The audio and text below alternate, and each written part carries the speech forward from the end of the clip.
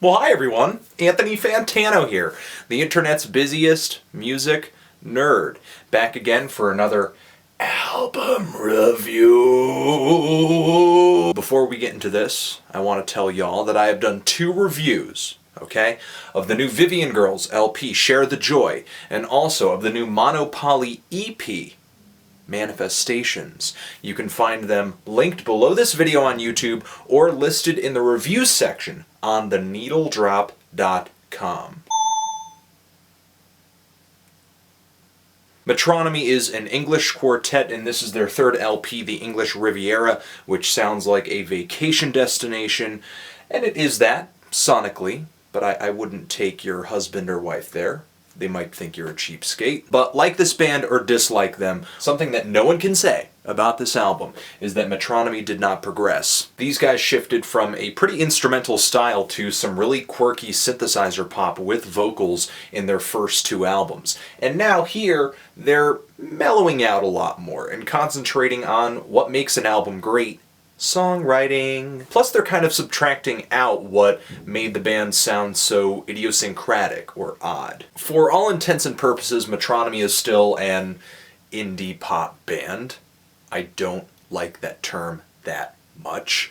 With a really big crush on dance beats and synthesizers. But they're looking a lot leaner now, like they've been working out. They're doing their push-ups, they're doing their pull-ups, they've been running a couple 10Ks, and they've just come out of the shower dripping with condensation, wearing a towel, and they look sexy.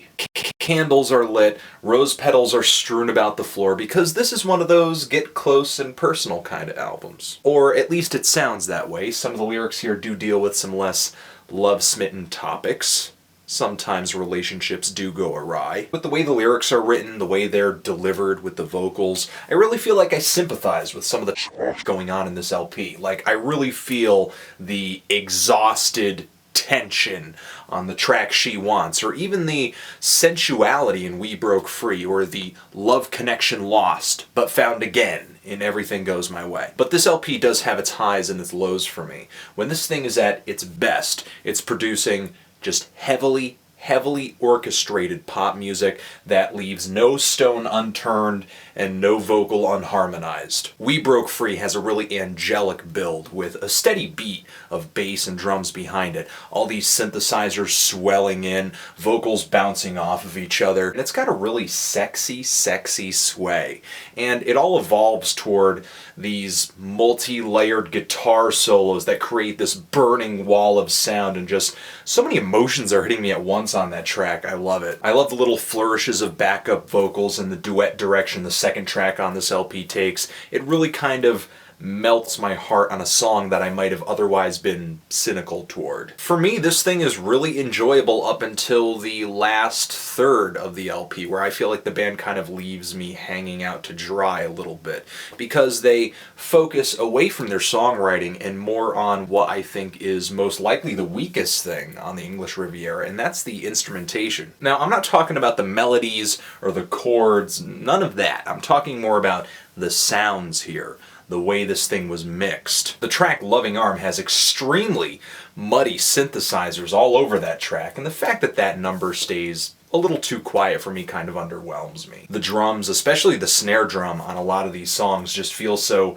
buried and dull and kind of forgotten. On the last 2 tracks of this LP, the band tries to string their songs out and create a groove, something that's in the moment, maybe sort of sounding like a jam, but it's just not doing a lot for me. I wish it sounded a little more urgent or fevered, but it just doesn't. Overall, I don't hate the way this LP sounds. I just feel like the sounds here are just standard. They just kind of get the job done. If these sounds were a particular taste, they would be room temperature coffee, no cream, no sugar. What has kept me interested in this LP, though, is the combination of just great songwriting, great arrangements and melody, some interesting lyrics here and there peppered throughout the album that seem kind of odd. Sound aside, that to me is what makes this LP pretty good and worth a listen. And I'm definitely going to be revisiting some of the tracks on this album, especially the first 3 to 4. So if you like your dance pop to not sound too electronic, you like it to be performed at a more reasonable volume,